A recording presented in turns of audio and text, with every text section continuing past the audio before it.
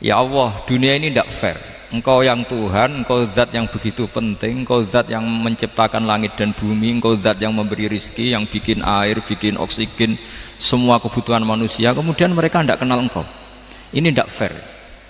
Jadi beliau itu tiap malam itu ngumpat, ini enggak fair dunia ini. Engkau yang begitu penting pencipta langit bumi, engkau begitu penting yang menciptakan air, menciptakan kebutuhan manusia, kemudian mereka tidak kenal engkau, ini tidak fair, ini tidak benar. Jadi sering marah gitu. Karena sampean nggak bisa bayangkan kan, apapun hebatnya presiden atau menteri atau rektor atau kiai itu nang desa nggak dikenali statusnya, diundang lek apa yang dilek itu gak keren blas. Karena ya sama kan, misalnya Habib Soleh Alatos, muridnya Said Umar punya Mbah Mun, terus nang desa diundang pening dilek itu kan gak keren blas. Awal dari keren tetap dikenal. Nah kemudian orang itu tidak kenal Allah. Makanya terus beliau sujud berkali-kali, ya Allah, sama siapa munajatnya beliau? Innahu la yahzununi alla ara ahadan fil ardi ya'buduka ghairi. Jadi cara Kiai Sarang namanya ini innahu sak temene kelakuan la yahzunu, yektene nyusano ni ing ingsun, nyusano banget karena pakai lam taukid. Innahu sak temene kelakuan la yahzunu, yektene nyusano banget ni ing ingsun. Apa sing nyusano an? Apa sedene kelakuan la ara ora ningali ingsun fil ardi ing dalam bumi. Ahad dan ing wong suci ya butuh kang nyembah sapa ahad ka ing panjenengan wiri saliyane ingsun. Ya Allah, sungguh saya sangat susah karena engkau zat yang begitu penting, kemudian yang tahu kalau engkau Tuhan itu hanya saya. Sampean ngenes gak misalnya ada orang melihat saya itu marhafid kemudian tidak tahu kalau beliau orang alim, sampean sebagai muridnya ngenes gak? Ngenes kan? Ada orang memperlakukan Mbah Mun tidak tahu kalau beliau seorang alim alama, kita sebagai santrinya ngenes gak? Ngenes. Lah ini Allah yang Tuhan, kemudian orang tidak ada yang memperlakukan dia sebagai Tuhan, bahkan nyebut saja tidak mau. Itu ketersiksaannya Nabi Ibrahim. Kalau kita kan tersiksa mergo di duit, ora payu rabi, terus sing wis payu rabi ra iso wayo, ya gitu. Macam-macam kesulitan. Itu jadi apa, jadi wali itu sudah berat karena orientasinya agak tentang Allah tapi tentang diri sendiri. Ana sing susah proposal ragu ya Mas Angga. Macam-macam. Artinya Nabi Ibrahim itu orang yang benar-benar Khalil Rahman. Beliau tersiksa ini karena dunia dianggap gak fair. Masa Allah zat yang begitu penting kemudian mereka nggak tahu. Maka awal dari nubuah itu apa? Menaukan al-i'lan, mempermaklumatkan Allah di alam raya ini. Makanya nggak ada nabi kecuali memaklumatkan diri. Saya dulu awal-awal Habib Soleh mau nyai, saya bilang orang alim itu harus ngaku kalau alim, Habib juga harus ngaku kalau Habib. Yang orang miskin tidak usah ngaku, sudah konangan. Wong elek ora usah ngaku, ketor elek. Sudah. Karena agama ini pertama yang menolong itu memaklumatkan. Sehingga pertama Nabi jadi Nabi dari Gua Hira, pertama apa? Cara saiki nggih kira-kira memaklumatkan. Tapi reso dibahasakno jumpa pers. Tapi yang jelas pertama yang dilakukan Nabi setelah di Gua Hira apa? Memaklumatkan diri kalau beliau adalah Nabi. Sehingga dikumpulkan semua, terus beliau memaklumatkan diri kalau saya ini Nabi. Karena nggak ada artinya Allah kalau tidak dimaklumatkan. Makanya di Quran itu kalau menyebut Allah atau menyebut kebenaran selalu dimulai dengan kata fa'lam, harus dingertikan. Kita ngerti kemudian mengertikan ke orang lain. Makanya saya sering dulu bilang ke Habib Soleh, nggak boleh orang soleh menyembunyikan diri, karena nanti kalau orang-orang soleh menyembunyikan diri, sing zuhara ala wajhil ardi adalah sesuatu yang nggak benar. Coba misalnya gini, orang bisa terhibur lewat dangdutan, terhibur lewat maksiat, sementara orang nggak bisa terhibur lewat thala al badru alaina, asyraqal qaunub dihaja dan sebagainya. Maka orang-orang soleh adalah orang yang bisa memaklumatkan Allah, memaklumatkan Rasulullah, memaklumatkan Quran, dan supaya itu diterima. Karena awal dari orang terima itu tahu dulu. Nah ini tahu saja ndak. Makanya Nabi Ibrahim susah, ya Allah, engkau zat yang begitu penting kemudian tidak diketahui. Ini apa-apaan, enggak fair. Akhirnya Nabi Ibrahim diangkat sebagai Khalil Rahman untuk menaukan atau untuk memaklumatkan Allah Subhanahu wa ta'ala. Nah sebelum itu beliau dihibur, diterbangkan ke langit, ke alam malakut. Kamu susah ya, kenapa susah? Karena zat sepenting engkau kemudian tidak ada yang menyembah. Terus dijak ke alam malakut, ditunjukkan sekian juta malaikat, sekian ribu malaikat, semuanya membaca tasbih takbir. Ibrahim senang. Oh ternyata sing seneng jenengan banyak. Loh, coba kalau kita punya kiai kayak Mbah Mun, semakin yang seneng banyak kan semakin kita seneng. Kalau nggak ada yang tahu kan kita tersiksa. Makanya ini penting sekali. Jadi pertama agama ini seperti ini tuh barokahnya dingertikan, dimaklumatkan. Saya ini orang yang humul itu menutup diri betul, kecuali bab ngaji. Saya kalau ngaji terbuka, sampai saya tidak tahu apa ada yang streaming apa direkam, saya tidak tahu. Pokoknya saya satu-satunya saya mau terbuka itu pas ngaji.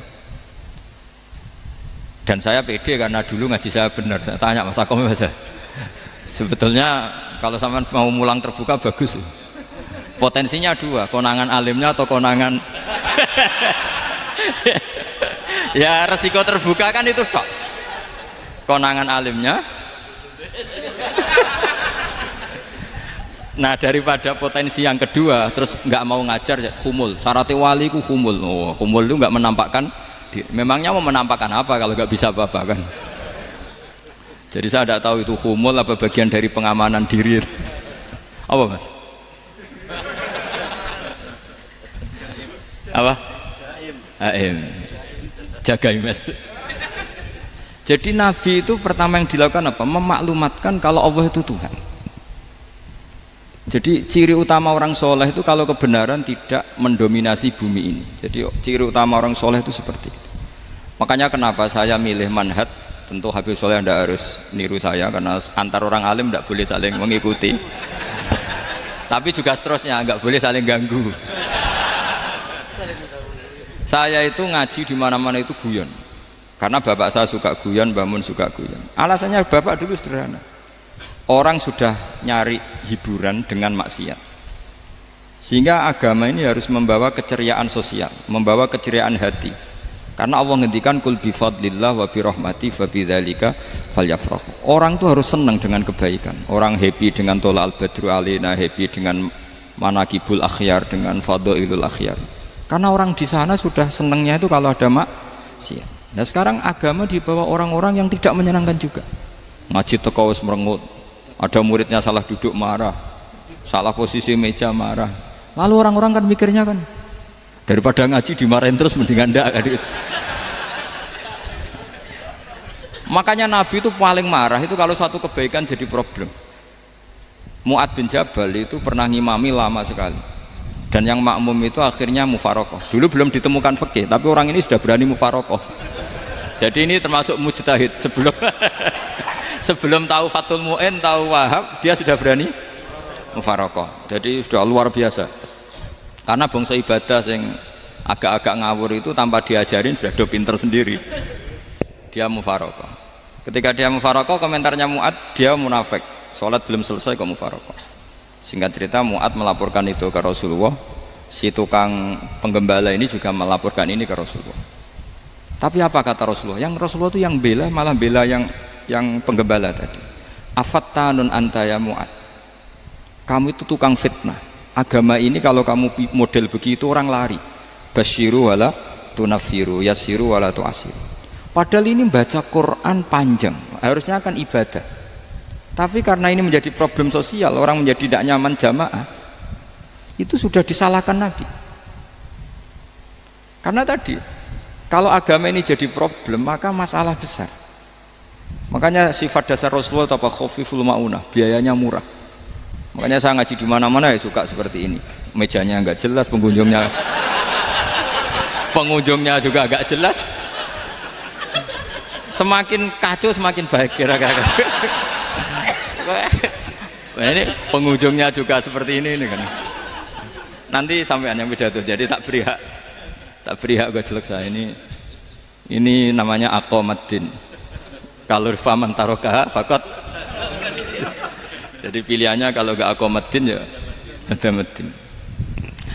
Jadi kenapa banyak kiai yang ceria? Karena tadi satu-satunya cara kita menandingi hegemoni maksiat adalah pembawa taat itu ceria, karena orang itu mesti mencari kebahagiaan. Sebab itu para nabi itu mengajarkan agama ini dengan cara yang bahagia. Misalnya mangqala la ilaha illallah dakhalal jannah. Nabi tidak ngendikan gini, mangqala la ilaha illallah terus salat sholatnya benar, puasanya benar, belajarnya benar, jadi kiainya benar. Wah itu kalau itu panjang sekali, banyak yang nggak masuk surga. Sementara kubu yang lain kampanye sudah tenang bersama bapaknya di surga. Lah kita kampanyenya, kon sholat ra mesti ditompo, puasa ra mesti ditompo. Wes repot, syaratnya ditompo ikhlas wangel, kowe ra bakal iso.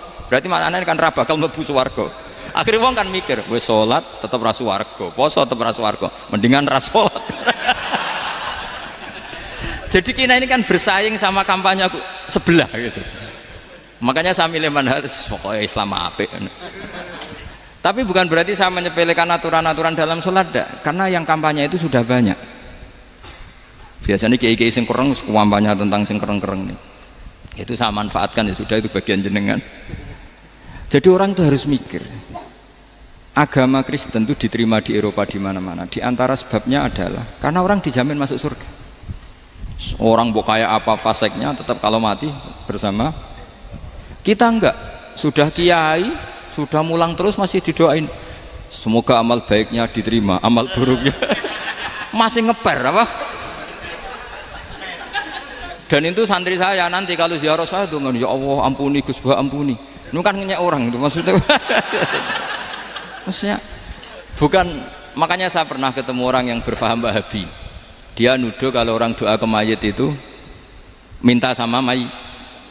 Saya bilang, saya saja yang jadi mayitnya nggak siap. Kok bisa? Doanya itu doa ngeper.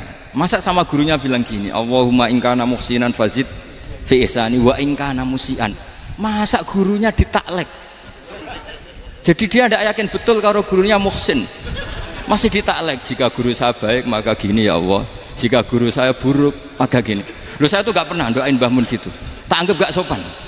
Jadi kalau saya berdoa, ya Allah jenengan izzihi apa ya, jenengan balas lah, izzihi anna anil muslimina khairan katsira wa antal ghafurur rahim wa anta gitu. Saya enggak tega muni wa ingkana musian. Jadi kayak ada sopan ya. Lo kalau aku yang mati sapi lagi. Tak balik malah. Ingkana musian. Malah ada terusannya bahwa kadalik. Jadi makanya mereka kan sering pakai dalil. Andai kan tradisi itu benar, maka yang paling pertama melakukan itu sahabat. Selalu mereka berargumentasi kalau itu tradisi yang benar, maka pertama yang melakukan itu sahabat. Ya gak mungkin sahabat masa bilang ke Nabi ingkana, bisa kafir berat kan? Masa kesolehannya, loh andai kan Abdul Qadir wafat di mana ini ngomong ini? Beduk. Saya tidak akan berdoa seperti itu. Oh bisa marah Abdul Qadir Jailani. Masa kesalahan beliau di ingkana musinan sama ingkana musian.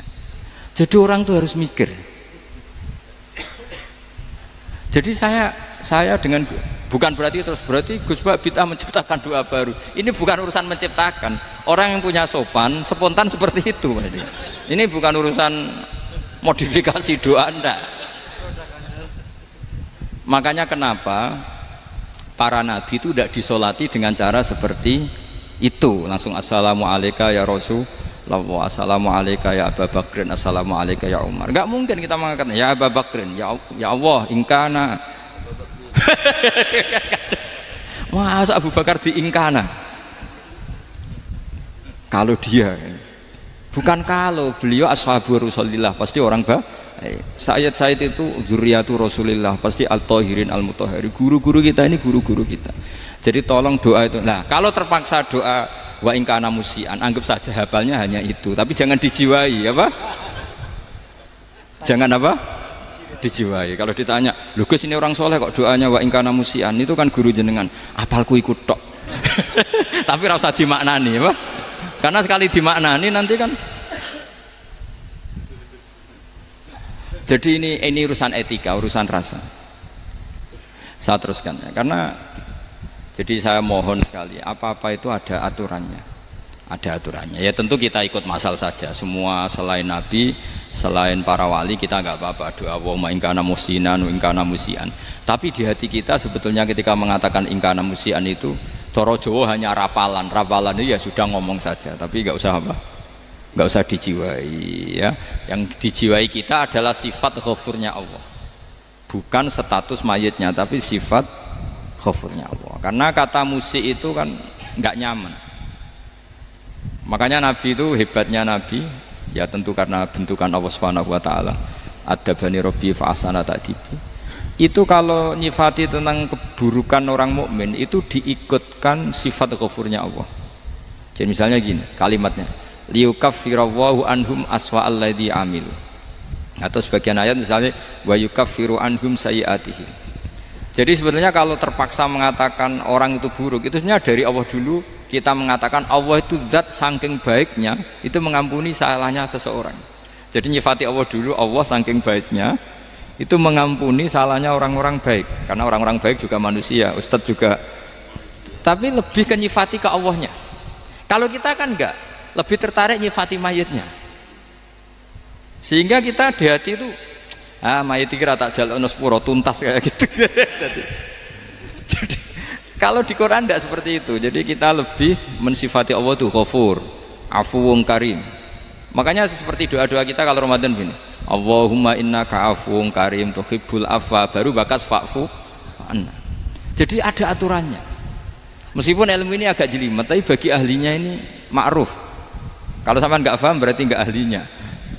Jadi ilmu ini agak jelimet, tapi ma'ruf.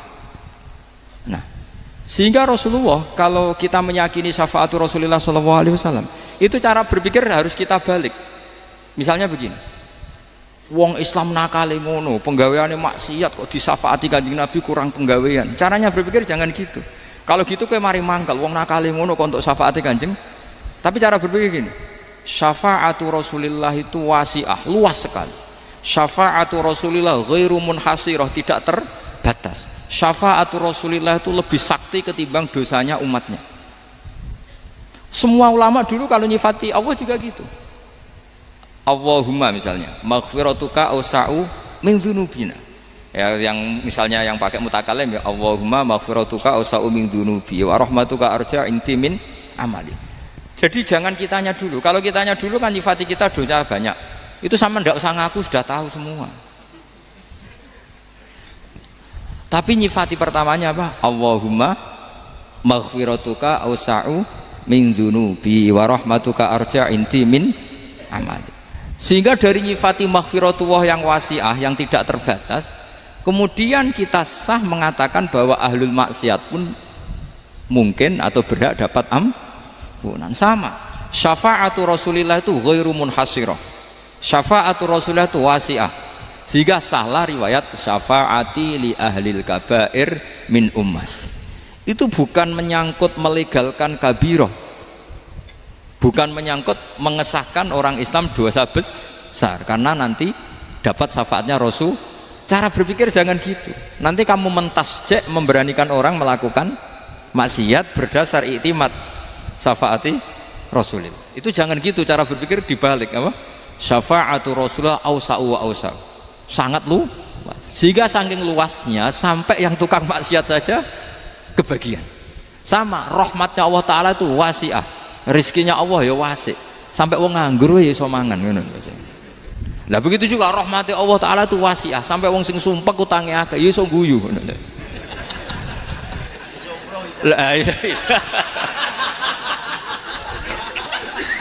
Tapi kalau dibalik, misalnya saya diprotes kiai, saya pernah juga diprotes, Gus umat kok mbok latih guyu, padahal mereka maksiate akeh, utange akeh, gini-gini. Karena kamu menyifati orangnya. Kalau menyifati orang ini sampean guyu haram. Utang jatuh tempo, sampean gak mikir dosa ndak? Dosa. Jadi kiai muridnya goblok kok kiai ini kurang tahajud itu ya dosa. Jadi kiai kok muridnya goblok tenang wae. Sementing untuk sowanan itu amatir ya gini. Mestinya cara berpikir dibalik. Rahmatullah wasi'ah, rizquhu ya wasi', fadluhu wasi'. Sampai wong sumpek wae iso guyu. Sehingga kita ini sudah objek. Loh, kita ini tidak subjek, di alam raya ini kita tidak subjek tapi apa? Objek. Makanya saya berkali-kali mengatakan, mbok kayak apa sumpeknya kita, tetap wong iso guyu. Karena apa? Allah mensifati dirinya wa annahu wa adhaka wa abka. Allah itu adhaka, zat yang memberi orang iso guyu. Wa abka lan dat sing maringi wong iso nangis. Karena sifatnya Allah Ta'ala pasti nafidah, sifatnya Allah Ta'ala pasti terjadi. Dan kita objek. Makanya wong sumpek utangnya akeh, bojo ora percaya, tangga ora percaya, nak guyu banter-banter. Karena Allah ku adhaka dat sing maringi guyu. Wa abka, sudah presiden, sudah gubernur, sudah menteri, nak Allah kepengin nangis no yo nangis. Coba ngeluhnya apa kalau misalnya jenengan seorang mantan presiden atau mantan gubernur, kadang anaknya calonan RT mbok menang bondak. Ngeluhnya apa orang alim, misalnya alim alama, anaknya mau jadi jurumiyah ra iso, susah. Kaya raya anaknya jadi pasien, susah. Allah punya cara untuk abegah, untuk bikin orang nangis. Nah karena kita ini objek, pasti sesupek apapun orang yang bisa tertawa ya bisa nangis. Makanya banyak ulama yang nggak terlalu serius mikir agama ini, bukan karena dablek, enggak, karena Allah mensifati dirinya Al-Hadi, yang memberi petunjuk. Kita gak ditunggoni Kanjeng Nabi, gak ditunggoni Wali Songo, gak ditunggoni para alawin yang dulu, gak ditunggoni Habib-Habib yang kayak Said Abdul Al-Haddad. Tapi karena Allah itu Al-Hadi, yang memberi petunjuk, dan sifatnya Allah Ta'ala la budda wa ayat entakuna nafidah. Sifatnya Allah pasti nafidah. Amerika kayak apa liberalnya, sekarang trennya juga banyak yang masuk Islam. Kampung-kampung pedalaman gak ada kiainya, cukup mudin. Kadang yang membawa agama itu orang yang ke situ mau nyari kayu.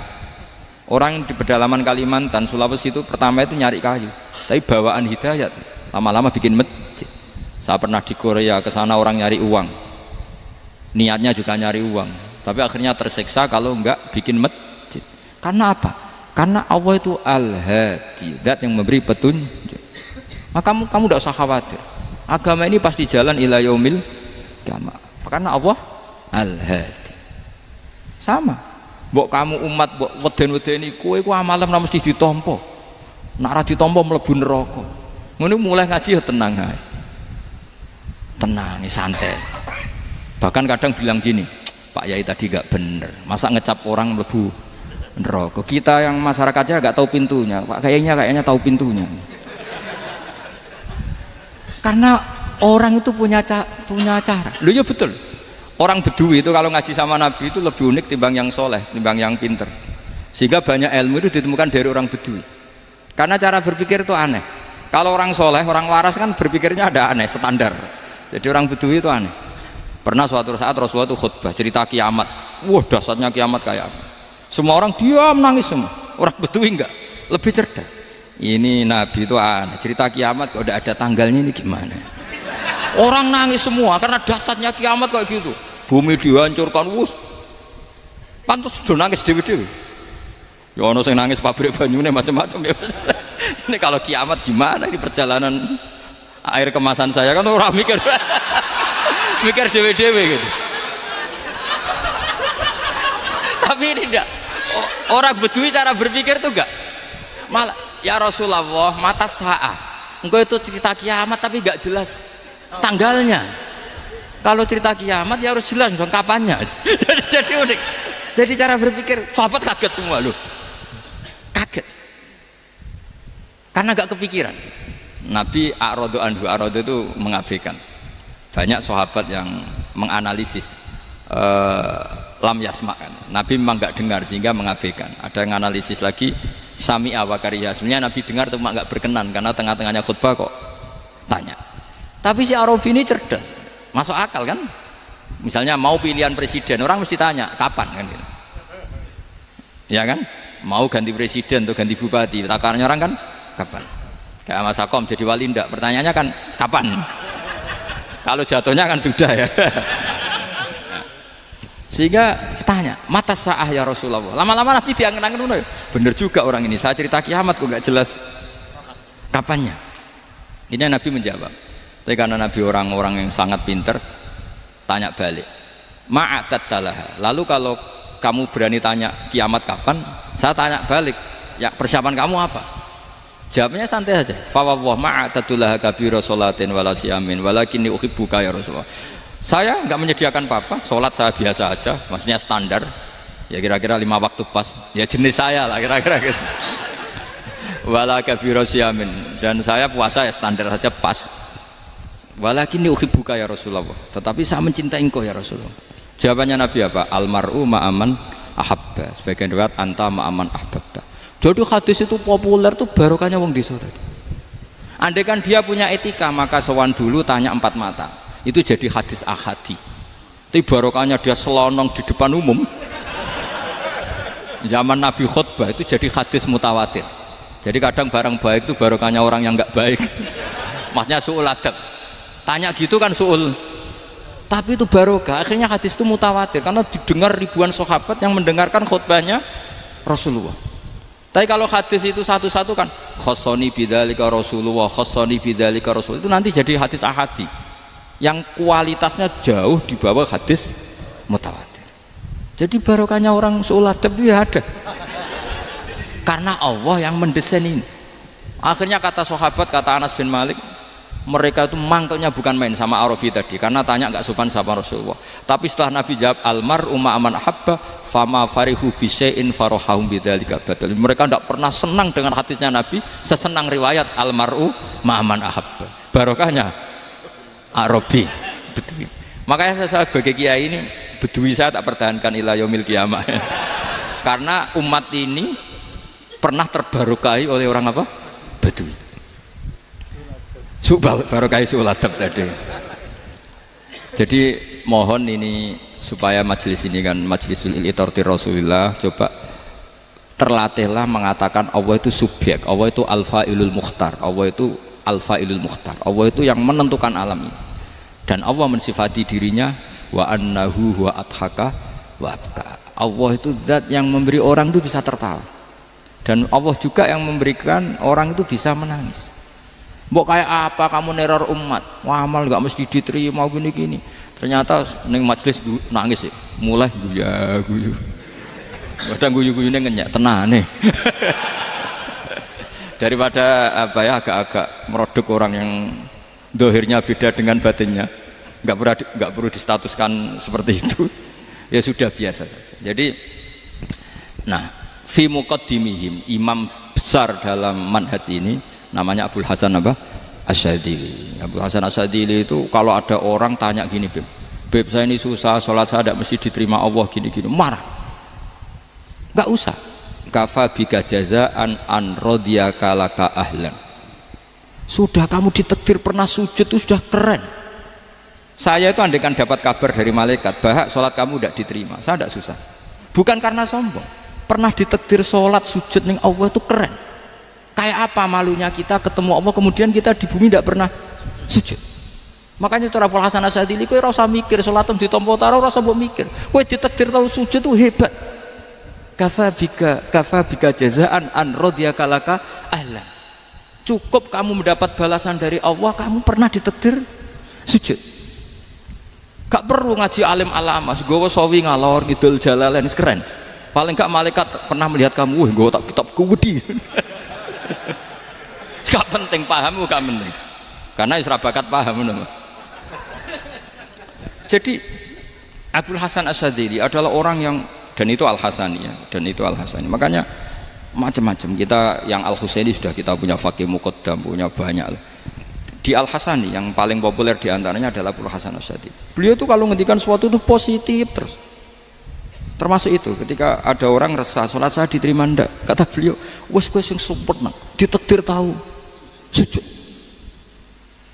Saya itu sebetulnya kadang-kadang miris, wes sholatku tompo ta ora, tapi saya sangat sadili, sangat sadili. Saya nggak pernah berdoa ya Allah ibadah kami jenengan terima ndak, karena takut kalau doa gitu keterusan itu terus ditompo ora ya, akhirnya keterusan gitu, akhirnya ngenes.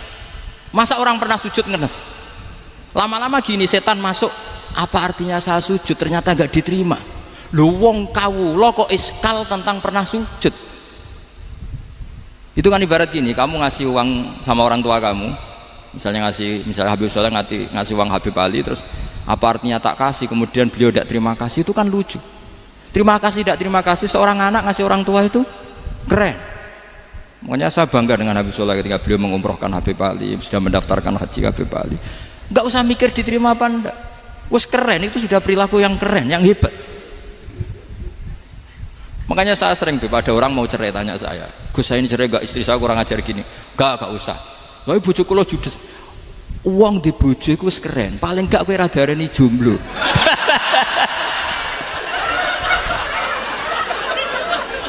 Oh, diarani duda ora enak. Wes luwe sabar ndi diarani duda mek diarani bojo judes. Enak bojo judes cek gagah. Di bojo lah. Oh, provokator itu. Jadi kafabiga jazaan an radhiya kalaka alan, sudah ditakdir pernah sujud itu sudah keren. Dulu ulama ala hadan nampak. Ulama dulu cara berpikir seperti itu. Makanya ulama dulu kalau nafsiri wasjud waqtarib sudah pernah sujud. Di Quran enggak pernah ada ayat wasjud lan sujudo sira ingkana kada wa kada ingkunta mutayakinan bikobuli sujudi. Kan ada sujud ya sujud saja, tidak usah mikir makbul apa tidak makbul. Sudah kalau sujud pasti waqtarib. Terus saya sebenarnya ya sebagai orang ya kadang wedi, sholatku ditompo ta ora. Tapi kalau keterusan nanti ada was-was yang mengatakan opo artine sholat. Lu tuh kan ngeri seorang hamba sing uripe ning bumine Allah kemudian menyoal pernah sholat hanya karena takut gak diterima. Itu kan geblek banget. Saya jenis kiai yang di partai itu. Saya enggak tahu kalau keneng dikom. Sedumat masa kamu gak ada keren iblis. Jadi nanti kalau misalnya ada manhajnya Habib Soleh yang tidak seperti itu tidak apa-apa, mungkin supaya orang nggak takabur, nggak fakhr, sehingga makanya mulai dulu lama itu ya partainya kalau nggak rojak ya khauf. Nah saya ini yang jelas terang-terangan ikut partai rojak saja, apa? Partai rojak, karena banyak yang sudah di partai khauf. Tapi saya rojak yang bil ilmi tadi. Makanya Sayyidina Umar radhiyallahu anhu itu yang namanya sama sujud. Saya itu punya kitab. Habib Soleh pernah tak tunjukin tulisan tangan saya. Muji-muji sujud. Sayyidina Umar ketika ditusuk seorang kila itu Majusi, Abu Lu'lu' terkenalnya itu. Itu Hulamul Mughirah terkenalnya. Ditusuk, dia sahabat, beliau sahabat, wali. Jadi nusuk Umar tuh kayak apa? Nusuk Mas Hakom aja dosa besar, apalagi nusuk Umar. Itu ketika ditusuk, dia itu ya punya dendam. Namanya manusia itu punya dendam. Maksudnya namanya orang kan mangkel sama yang nusuk. Kalau orang mangkel itu inginnya kan yang nusuk itu masuk neraka. Tapi apa kata Umar? Ngendikan gini, tanya pertama, yang nusuk saya siapa? Orang Majusi. Orang Majusi, Hulamul Mughirah. Alhamdulillah alladzi lam yaj'al maniyati biyadi rajulin lam yasjud laka sajdatan yuhaju biha indaka yaumal qiyamah. Saya itu senang Gusti, yang nusuk saya orang yang nggak pernah sujud sama jenengan. Jika kalau saya dendam supaya dia masuk neraka, saya nggak takut orang itu nuntut sama saya. Tapi kalau dia pernah sujud, pernah sholat, kemudian dia masuk neraka karena nusuk saya, kemudian dia berargumentasi, saya pernah sujud ya Allah, kenapa engkau masukkan neraka? Saya tidak berani jawab ya Allah. Saking hormatnya sama yang namanya sujud. Jadi kamane dendamnya kesampaian cara Jawa ya. Dendam dengan tanda kutip ya, tidak makna semestinya. Jadi mangkel mbek sing nusuk nak mlebu neraka pantas wong ora tau sujud wae Gusti gitu. Tapi kalau pernah sujud kemudian dia masuk neraka karena saya, bisa yuhajuni biha yaumal qiyamah. Jadi kayak apa sujud? Saya apa? Nabi itu kalau muji sujud sampai ngingatkan wa hatta takuna sajdatul wahidatu khairan minad dunya wa ma fiha. Nanti kalau kamu di akhirat ketemu Allah, kenangan terbaik kita apa? Di dunia pernah sujud. Keren kan? Cara ning pondok wis tau bayar seharian lho. Cara sowan kiai tau ngamplopi Mas. Wis go jajan. Nah tapi kadang syaitan itu masuk tadi. Apa artinya sujud gak mesti ditompo, apa artinya sowan Habib ngaturi ra mesti ditompo, ngaturi kiai. Akhirnya ada ketakutan. Nah kalau ketakutan ini berlebihan lama-lama, ma faidatus sujud. Wah itu sudah buruk sekali wong hamba kok tanya ma faidatus sujud. Lah ini di pentingnya mazhab-mazhab Syadzili. Jadi saya ngaji agak-agak uraan wa amdan. Kalau ini watak sudah bukan. Jadi uraan itu ada dua, ada yang amdan bismil ilmunya banyak terus milih manhaj. Insya Allah saya partai itu. Ada yang uraan bakat Mas. Ada ya? Ada apa banyak? Nah sebetulnya khauf juga gitu Bim. Ada khauf itu karena ilmu. Ada Habib alim alama atau kiai alim alama, dia tahu masyarakat kalau ngikuti Gus Bak nanti jadi fakhr, kurang tawaduk, terus dia milih partai khauf. Lah yang buruk itu ada kiai yang milih khauf pancen dari awalnya sati cilik ya. jenisnya wis ati. Jadi sebenarnya dia ndak cukup ilmunya nerangkan khauf, cuma jenisnya wis ati cilik. Wong ning omah iku lawang dikunci ana gludak-gludak, ana hantu putih. Jadi ya sama, yang bawa rojak bisa bawaan dablek, yang bawa khauf bisa saja bawaan ati cilik. Nah kita ingin yang bawa rojak ya bismil ilm, yang bawa khauf juga bismil ilm. Ya ono teh Mas, wong sing ati gede, menggaene dua blek, tapi enggak bawaan rojak, memang bawaan dablek. Ada yang ati cilik tapi bawaan khauf. Jadi mengatakan khauf tapi sebetulnya bawaan ati cilik. Nah kita inginnya ndak, kalau rojak ya bismillah kayak Abdul Hasan Asyadili, kalau yang kampanye khauf kayak Sayyid Abdul Haddad bawaan apa? Ilm. Sehingga kita ini kul inni ala bayyinatin mir rabbi, semua itu berdasar ilmu sing jelas welo-welo. Makanya semua nabi memaklumatkan apa? Kul inni ala bayyinatin mir rabbi. Jadi semua ilmu syaratnya apa? Bayinah itu kebenaran ilmiah sing jelas welo-welo. Makanya itu yang disebut Allah Subhanahu wa taala mensifati kekasihnya yaitu Nabi Muhammad sallallahu alaihi wasallam, lam yakunil ladzina kafaru min ahlil kitabi wal musyrikina munfakkina hatta ta'tiyahumul bayyinah rasulun minallah yatslu suhufam mutahhar. Niku Kanjeng Nabi saking cerdase meneh dek wong Islam, wong musyrik, wong kafir ngerti logika yang dibangun Nabi saja kuat infikak dari kemusyrikannya. Makanya disebut munfakin. Orang-orang musyrik, orang-orang kafir tidak munfakin, tidak tercerabut dari akar akidahnya hatta ta'tiyahumul bayyinah. Itu siapa? Rasulun minallah yatslu suhufam mutahhar. Masyhur itu debatnya Nabi dengan orang-orang musyrik. Mereka bilang, ya Muhammad, kita ini urusannya banyak, kasusnya banyak, lalu anda mengajarkan ke Tuhan satu, masa urusan banyak cukup Tuhan satu? Itu enggak fair Muhammad. Aja'alal alihata ilaha wahida inna hadza la syai'un ujab. Urusan kita banyak, masyakil kita banyak, muskilah kita banyak, kalau Tuhannya satu tidak cukup Muhammad. Nabi dengan santainya memberi penjelasan, ya sudah gini saja, kalau kamu jadi budak atau pembantu, majikan kamu banyak, semuanya merintahkan kamu, semuanya bikin aturan untuk kamu suka enggak? Ya enggak suka Muhammad, kalau majikan kita banyak repot. Ya sudah, Tuhan kamu itu majikan kamu, kalau banyak perintahnya beda-beda kamu pusing. Ya udah Mat, Tuhannya satu aja Mat. Karena Nabi bayinah, orang itu bisa dibalik-balik pikirannya. Dan makanya disebut darabahu masalah rajulan fihi syuraka'u mutasyakisuna wa rajulan salamal lirajul hal astawiyani masalah alhamdulillah. Jadi Nabi itu kalau adu argumentasi itu luar biasa. Jadi segampang itu Nabi memberi apa? Argumentasi.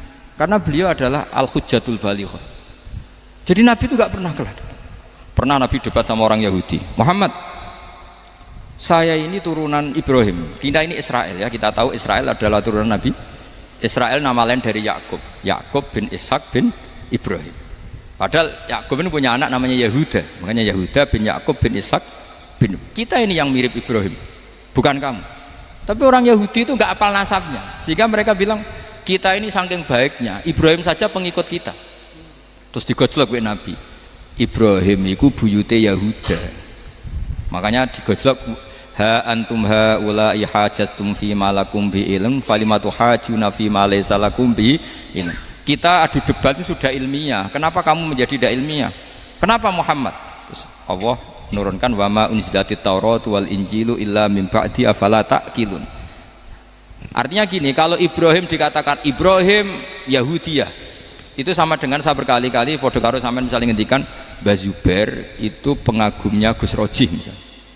Padahal Gus Roji bin Ubab bin Maimun bin Zubair, misalnya Gus Roji bin Kiai Haji Ubab bin Kiai Haji Maimun bin Kiai Haji Zubair. Nah Ibrahim itu kan Yahuda bin Yakub bin Ishak bin Ibrahim. Terus mereka bilang Ibrahim itu pengikut Yahudi. Itu kan kebalik-balik. Kayak Habib Hasan itu pengagum Habib Soleh.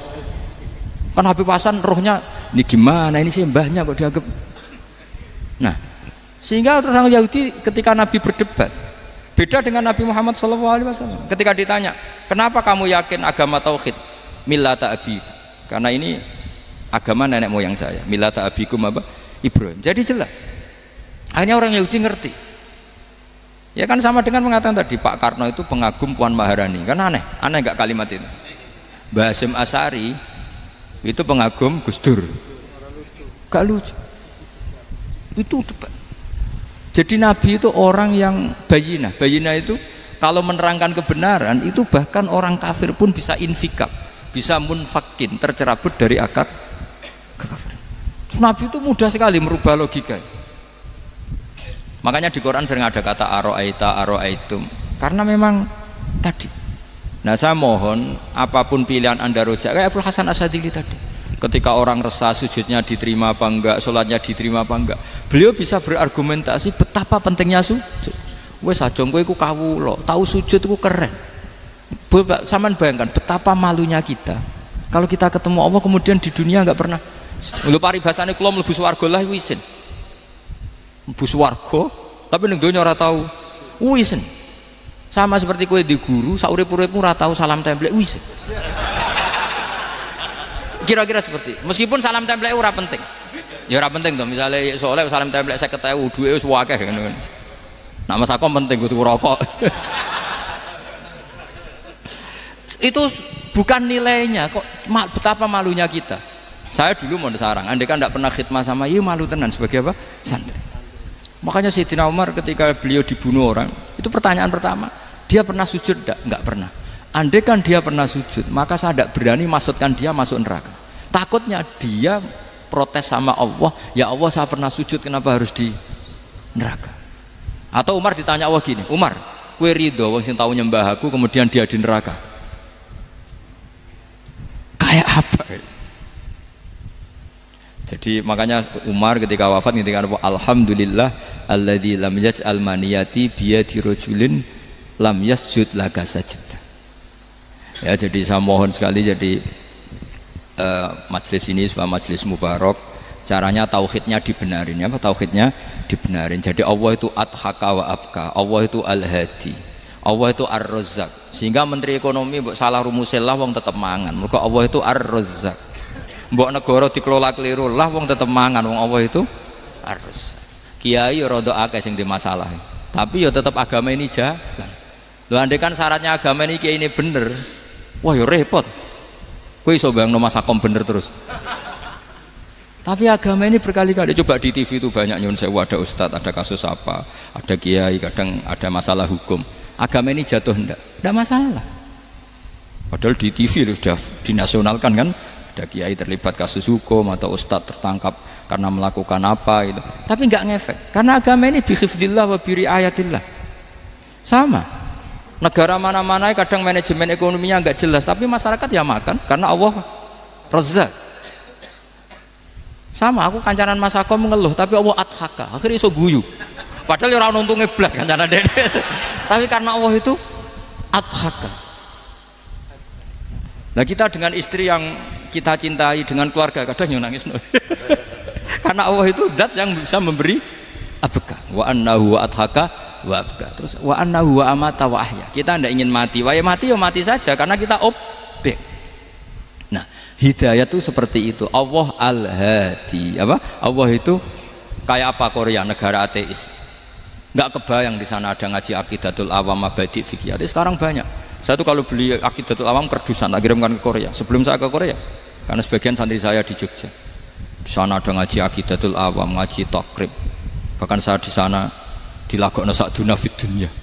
Kayak apa Allah kalau ingin bikin hidayah? Karena Allah itu al-hadi. Wong Indonesia digerakno seneng duit. Bareng wis seneng duit mau apa? Korea. Setelah di Korea tersiksa karena enggak ada tempat sujud. Akhirnya urunan. Segampang itu kalau Allah mengendaki. Itu enggak dibenem MUI, enggak dibenem. Karena Allah al-hadi. Jadi saya mohon sekali tauhid ini dibenerin dulu. Allah tetap al-fa'ilul mukhtar, apa? Al-fa'ilul mukhtar. Sehingga Allah mensifati dirinya adhaka wa. Mbok kamu bendung kayak apa, orang ngaji saya tetap guyu. Sekarang iso mbuli saya, oh Gus Bak piye ngaji dijak guyu. Allah yang memberikan guyu kamu itu. Andai kan sesuai status kamu, kowe ora ngarep guyu. Utang akeh, jatuh tempo, bojo ora percaya. Gede-gede ya, kayak paham. Ya jadi ini tak isyatkan jenengan, saya ini tadi bawa kitab Fathur Rahman di Thalibi Ayatul Quran, mau tak kasihkan hadiah ke saya itu Marhafid sebagai penyempurna karena beliau sudah Al-Husaini. Semoga ini dapat barokahnya Al-Hasani. Ini dikarang oleh zurianya Abdus Salam bin Masis. Abdus Salam bin Masis adalah guru dari Abul Hasan apa? Asyadili. Jadi kita tahu Sahibul Hikam Ibnu Athaillah As-Sakandari muridnya Abul Abbas Al-Mursi.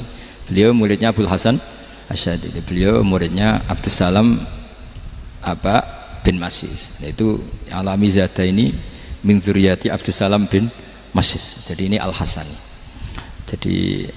Jadi ini sudah klub karena mulai dulu ya tradisinya gitu, banyak sabaib ngaji barojak bafadol, nanti yang bafadol barojak yang ngaji Habib lagi, seperti sanadnya Soleh di Sarang ya, Soleh ngaji Mbah Mun, tapi Mbah Mun ngaji Sayyid Alawi Sadat ya, ngaji Sayyid Zaini Dahlan, nanti setelah Sayyid Zaini Dahlan ngaji Ajam lagi Usman Adim Yati. Jadi ya biasa mulai dulu silsilah ya seperti itu. Jadi seperti dulu Ibnu Abbas termasuk Qorobatu Rasulillah. Jadi dulu Qorobatu Rasulillah itu Bani Hasyim sama Bani Muttalib. Tapi kalau sekarang ya tentu para sadat, para habaib.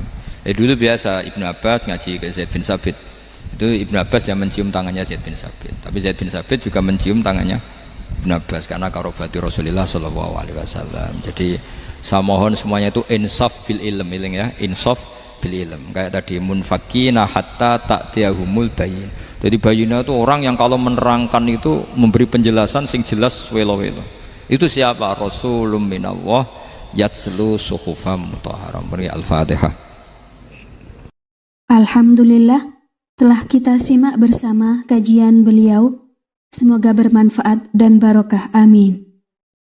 Terus dukung channel ini dengan subscribe, like, dan share. Terima kasih. Wassalamualaikum warahmatullahi wabarakatuh.